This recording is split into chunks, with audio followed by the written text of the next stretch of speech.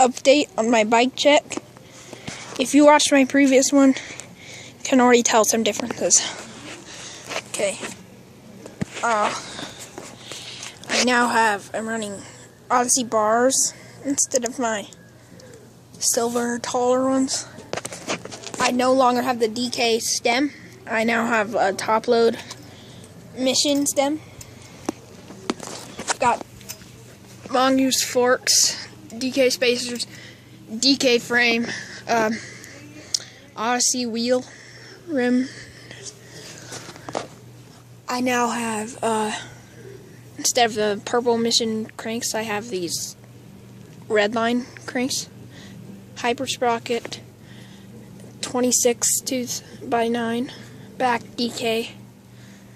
Odyssey twisted PC pedals instead of stolen thermalites. DK seat, Haro seat clamp, Haro, it's my favorite part.